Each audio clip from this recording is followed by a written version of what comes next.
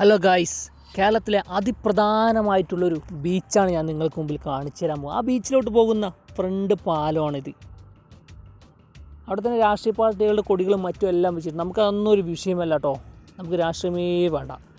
അപ്പോൾ നമ്മളങ്ങനെ അതിൻ്റെ അകത്തോട്ട് പോയി. അപ്പോൾ എന്തുകൊണ്ടാണ് ഇത് അതിപ്രധാനമായിട്ടുള്ളൊരു ബീച്ചാണ് എന്ന് ഞാൻ പറഞ്ഞത് ഈ വീഡിയോ കണ്ടാൽ നിങ്ങൾക്ക് മനസ്സിലാകും. അപ്പോൾ ഈ പയ്യാമ്പലം ബീച്ച് കണ്ണൂരുള്ളത്, ബീച്ചിൻ്റെ അകത്തോട്ട് പ്രവേശിച്ച ഉടൻ തന്നെ ഒരുപാട് സ്മാരകങ്ങളാണ്. ഒന്നോ രണ്ടോ ഒന്നുമല്ല, ഒരു 10, 100, 200, 300 മേലെ സ്മാരകങ്ങളാണ് അവിടെ ചെറുതും വലുതുമായിട്ട് പണിത് ഉയർത്തിയിരിക്കുന്നത്.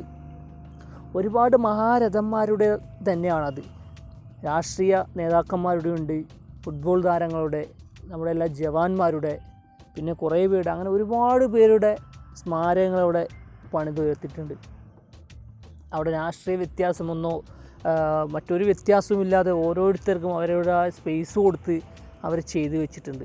കേരളത്തിലെ മറ്റൊരു ബീച്ചിലും ഇങ്ങനെ ഇല്ല എന്നതാണ് എനിക്ക് അറിയാൻ കഴിഞ്ഞത്. പയ്യാമ്പലം ബീച്ചിൽ മാത്രമാണ് ഇങ്ങനത്തെ ഒരു പ്രത്യേകത ഉള്ളത്. അതുകൊണ്ട് തന്നെയാണ് ഞാൻ ആദ്യം പറഞ്ഞത് പയ്യാമ്പലം ബീച്ചുകളിൽ തന്നെ ഒരു പ്രത്യേകത നിറഞ്ഞ ബീച്ചാണ് കേരളത്തിലെ എന്നത്. കണ്ടു നോക്കൂ ഗൈസ്.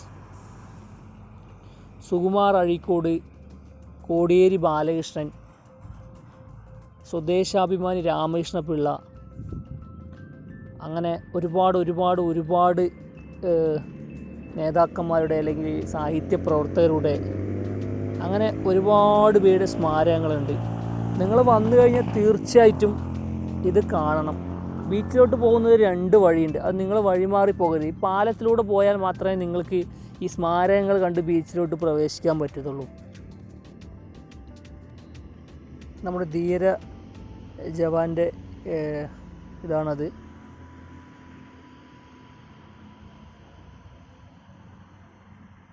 കോൺഗ്രസ്സുകാരുടെയും കമ്മ്യൂണിസ്റ്റുകാരുടെയും പിന്നെ BJPക്കാരുടെയും അങ്ങനെ ഒരുപാട് പേരുടെ സ്മാരകങ്ങളിവിടെ പണിതിട്ടുണ്ട്. അപ്പോൾ അവിടെയെല്ലാം ഒരു ഓർമ്മയ്ക്കായിട്ട് നമ്മൾ പോകുമ്പോൾ, നിങ്ങളിനി പോകുമ്പോൾ മസ്റ്റായിട്ടും ഇതൊക്കെ ഒന്ന് പോയി കാണുക. ഇത് കാണാതെ ഡയറക്റ്റ് നിങ്ങൾ പയ്യാമ്പലം ബീച്ചിലോട്ട് പോകരുത്.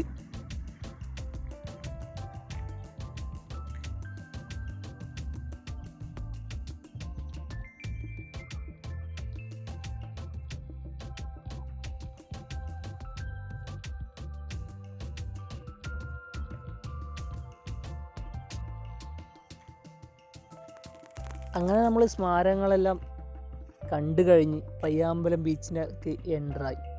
വൈകുന്നേരം ആയതുകൊണ്ട് തന്നെ സൂര്യൻ അസ്തമിക്കുന്നൊരു സമയമാണ്. നല്ല വൈബ് എന്ന് പറഞ്ഞാൽ അടിപൊളി വ്യൂ ആണ് മക്കളെ. ഒരു രക്ഷയില്ല പയ്യാമ്പലം ബീച്ച്. ഞാനും കൂട്ടുകാരുമൊത്ത് പോകുമ്പോൾ അവിടെ ഒരുപാട് പേര് സെൽഫി എടുക്കാനും ഫോട്ടോസ് എടുക്കാനും വീഡിയോസ് എടുക്കാനും ബീച്ചിൽ കളിക്കുന്ന തിരക്കാണ്. അതായത് നമ്മൾ ബീച്ചിലോട്ട് പോകുമ്പോൾ ഒന്നില്ലെങ്കിൽ കാലത്ത് നേരത്തെ പോകും, അല്ലെങ്കിൽ വൈകുന്നേരം ഒരു 5 മണിക്ക് ശേഷം 5:00ക്ക് ശേഷമേ ബീച്ചിൽ പോകാവൂ. എന്നാൽ മാത്രം നമുക്കതിൻ്റെ ഒരു വൈബ് അനുഭവിച്ചറിയാനും നമുക്ക് ആ കാഴ്ച നമ്മൾ കൺകുളിർക്ക് കാണാനും സാധിക്കുകയുള്ളൂ.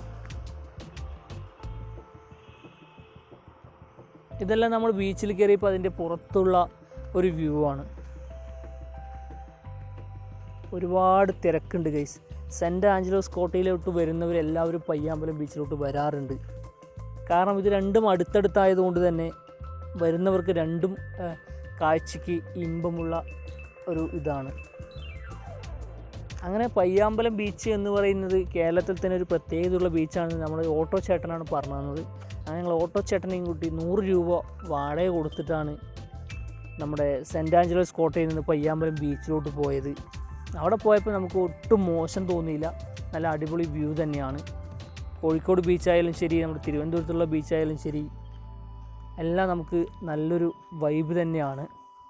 പക്ഷെ അതിലെല്ലാം പ്രാധാന്യം നിറഞ്ഞ ബീച്ചാണ് ഈ സ്മാരകങ്ങൾ ഉള്ളതുകൊണ്ട് പയ്യാമ്പലം ബീച്ചിന് ലഭിക്കുന്നത്.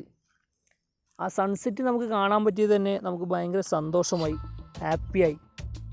അവിടെ കുറേ കുട്ടികളെല്ലാം കളിക്കുന്നുണ്ടായിരുന്നു. നമ്മൾ വീഡിയോസൊക്കെ എടുക്കുമ്പോൾ അവർ നമ്മളെ തന്നെ നോക്കുന്നുണ്ടായിരുന്നു. പക്ഷെ നമ്മളതൊന്നും കാര്യമാക്കിയില്ല.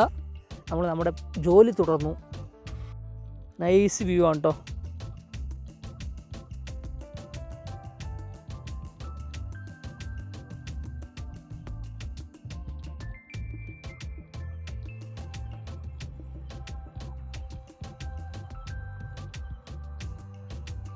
എങ്ങനെയുണ്ടെന്ന് വീഡിയോ കാണുമ്പോൾ നിങ്ങൾ പറയണേ കമൻറ്റിൽ. വീഡിയോസിനെ എന്തൊക്കെ മെച്ചപ്പെടുത്തണം, എങ്ങനെ പോകണം, എങ്ങനെയാണെന്നൊക്കെ പറഞ്ഞു തരണേ. ഇതാ കുറേ പേര് അവിടെ വീഡിയോ എടുത്തുകൊണ്ടിരിക്കുന്നുണ്ട്. ഫാമിലിയെ വന്നിട്ട് അവരെ ആഘോഷിച്ചുകൊണ്ടിരിക്കുകയാണ്. മറ്റു ചിലർ അവിടെ സെൽഫി എടുക്കുന്നുണ്ട്. കുറച്ച് പേര് അതിലൂടെ നടന്നു പോകുന്നുണ്ട്. അങ്ങനെ ഓരോരുത്തരും ഓരോ രീതിക്കാണ് പോയിക്കൊണ്ടിരിക്കുന്നത്. അവരവരുടേതായ ജീവിതം ആഘോഷിച്ചുകൊണ്ടിരിക്കുകയാണ്. ആഘോഷിക്കുന്നവർ ആഘോഷിക്കട്ടെ, സന്തോഷിക്കട്ടെ.